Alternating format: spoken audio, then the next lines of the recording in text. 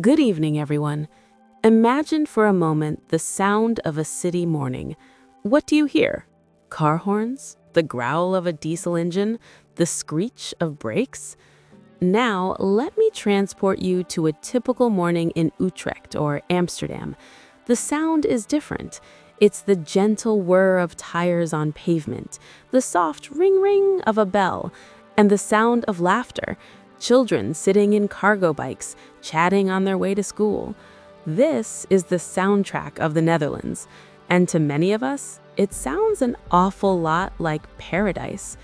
We often look at the Netherlands with a sense of wonder and perhaps a touch of envy.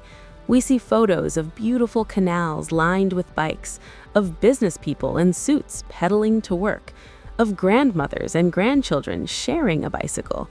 We ask, how do they do it? What's their secret? Today, I want to unwrap that for you. I want to talk about the Dutch secret. And the first thing you need to know is that the secret is not what you think. It's not that the Dutch are born with a special biking gene.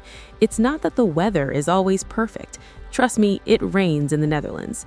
And it's not that the country is entirely flat, although that certainly doesn't hurt. The real secret is this. The Dutch didn't build a cycling culture, they built a cycling country. There's a profound difference. To understand their present, we have to take a very quick trip into their past. In the 1950s and 60s, the Netherlands was not so different from any other Western nation. As they grew wealthier, they fell in love with the car. Cities began to be redesigned for the automobile. Wider roads were planned. Historic neighborhoods were threatened to make way for traffic. Sound familiar? But then, something happened that changed the soul of the nation.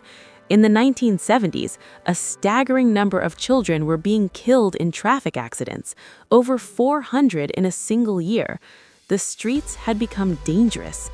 A movement began called Stop the Kindermoord, Stop the Child Murder. It was a grassroots uprising of furious parents who took to the streets to demand safety. This wasn't about leisure or sport. This was about life and death. This was about the right of a child to play in their own neighborhood.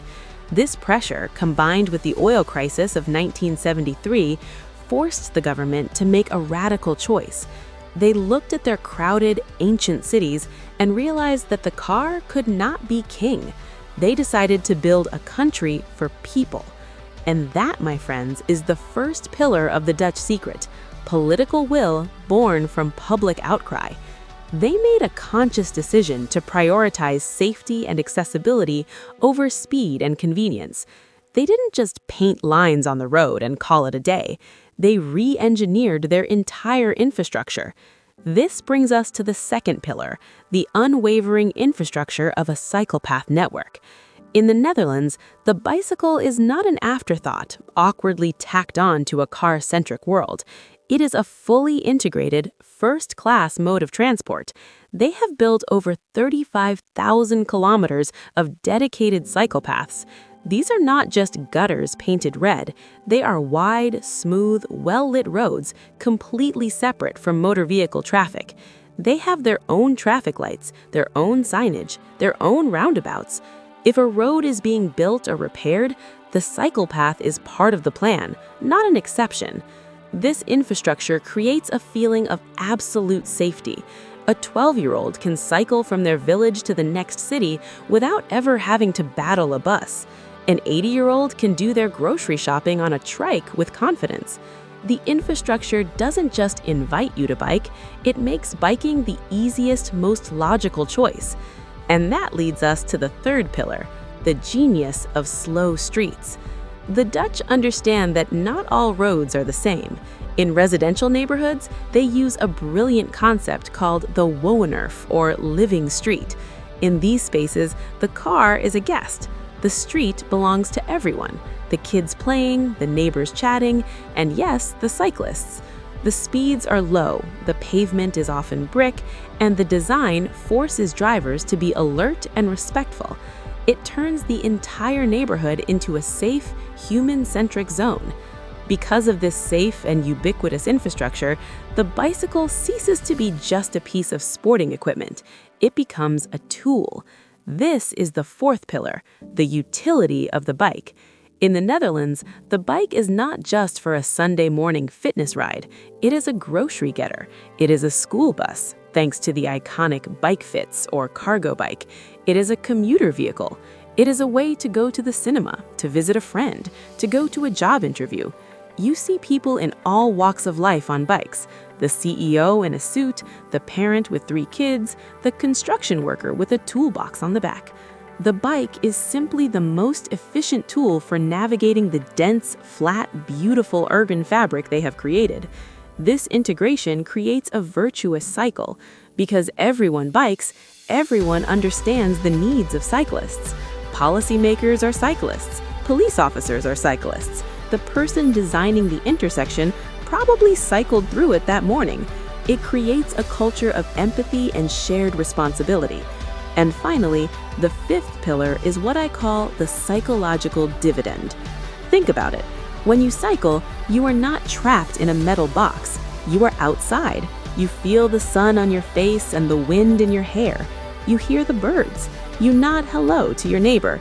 You arrive at work having already done your morning exercise, awake and alert, without the stress of traffic jams or the hunt for a parking spot. It is an antidepressant on wheels. It builds community. It makes cities quieter, cleaner, and more livable for everyone, even for those who don't ride a bike. So, what is the Dutch secret? It is not magic. It is a choice. It is the choice to value children's safety over a few seconds of driving time. It is the choice to build infrastructure that serves humans, not just cars. It is the choice to see the bicycle not as a toy, but as one of the most powerful tools we have for building a happier, healthier, and more connected society. The Netherlands didn't become a paradise for cyclists by accident. They fought for it, they designed for it, and they paid for it. And they did it because they realized that a country that is good for a cyclist is good for everyone. So, as we leave here today, I want you to listen to the sounds of your own city, and then I invite you to imagine a different soundtrack. Imagine the ring of a bell and the sound of a community in motion. It's a beautiful sound, and it's a sound we can all work to create. Thank you.